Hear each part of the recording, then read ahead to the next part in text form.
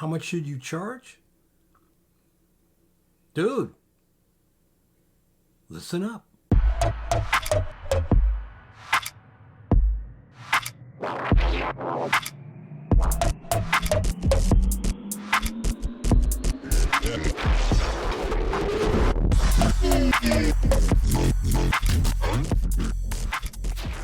Of all the questions I'm asked, pricing is the number one.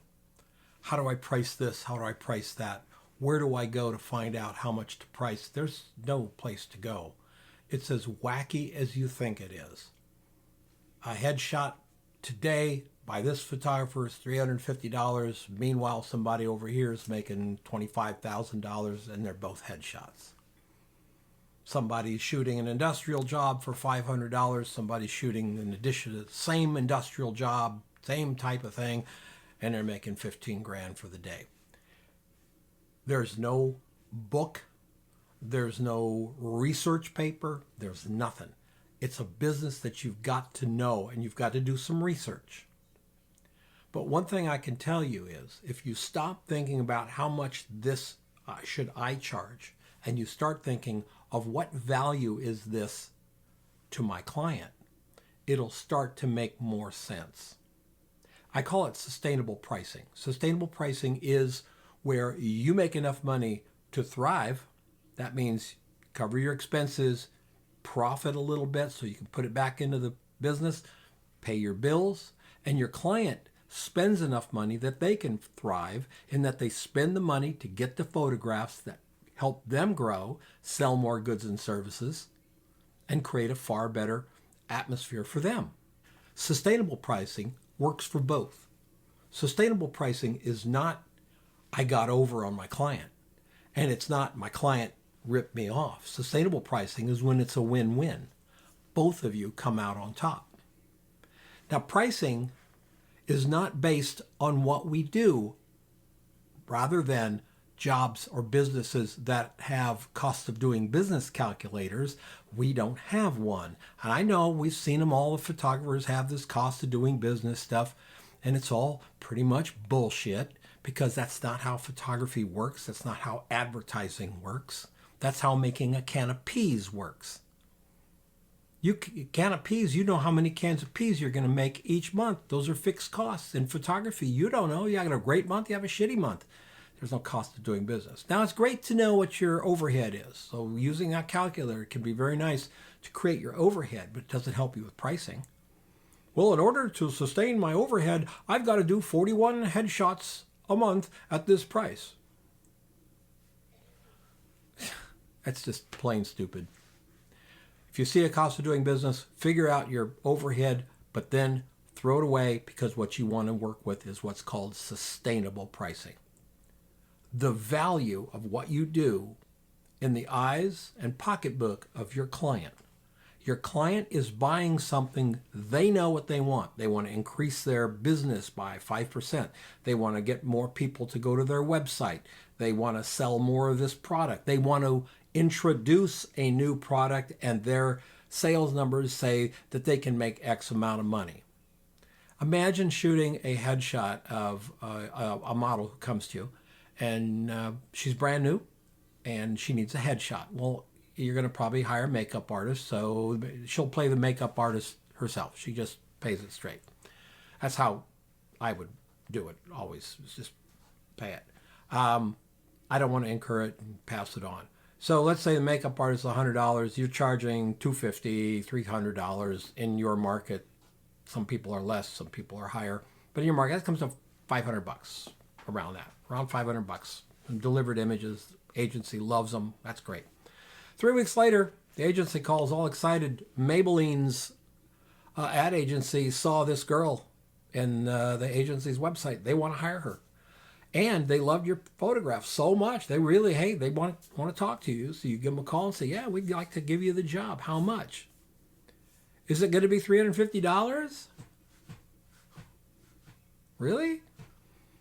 They're going to put it in 25 magazines with a minimum insertion rate of about probably 10,000. That's 250 grand for every month for 6 months. And you're going to charge them $350.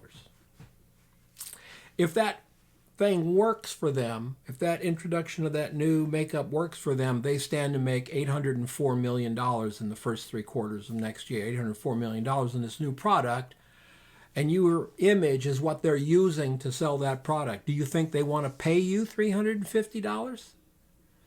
I think they wouldn't even consider it.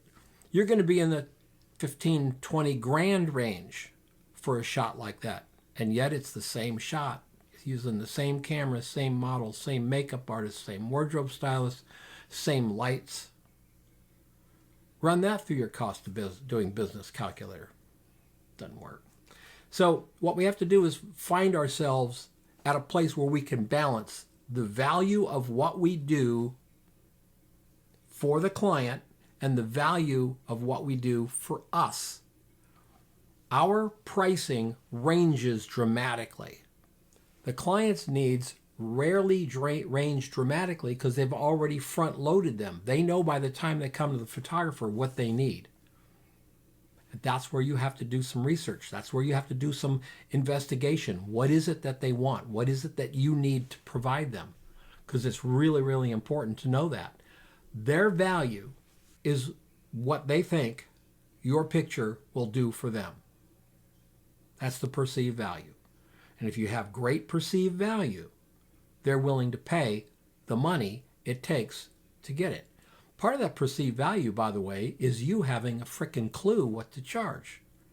Back in the agency days, we had a very large gig in Scottsdale, very large, multiple day job, and we had 2 photographers in mind. The client said, oh, this is a photographer that one of the people in the store is a friend of theirs, and they really would love to do this. Can you let them bid? Absolutely.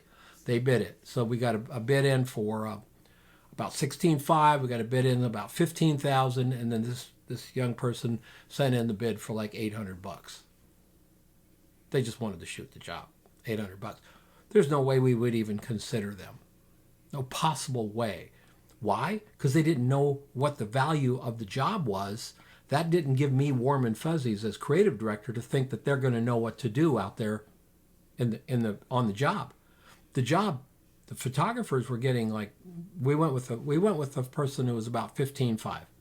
A really good photographer, did a great job for us.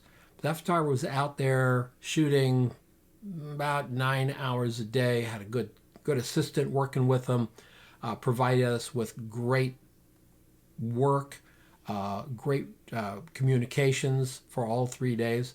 The other photographer just wanted to shoot the girls. We also had 5 models, 3 from Phoenix and 2 from LA. That includes airline and hotels and the whole bit. We had 5 models that we were footing the bill on. You blow that job, we still have to pay the models. So part of your pricing is letting me know that you know what the hell you're doing. And that $800 bid said you didn't. So, but photographers think, they go with the lowest bidder. Oh, hell no. That's not true at all. They go with the bidder whose value they perceive to match the price that the photographer is asking. If they think the value is there, then the job is yours. It's all about value. What is this thing going to do for them? And they're happy to pay you to make it do for them. Does this mean you have to be a good photographer? Yeah, it kind of does, doesn't it? Yeah, you got to know what you're doing. You got to know what the going rate is nationally. You got to know what the going rate is locally. You got to know all of your costs involved. You have to understand rights management and when it's appropriate and when it may not be appropriate. You have to really do some research. Find out where your numbers are, and then you can go from there. If you share the value of what you want to get with the client who has a value in mind, you'll probably win because both sides come out winning. That's sustainable pricing. Both sides are very happy. If they're not happy and they're paying you a lot of money, there may be some issues down the road. You may not get hired again. If they're happy and they're paying you a lot of money, you're in.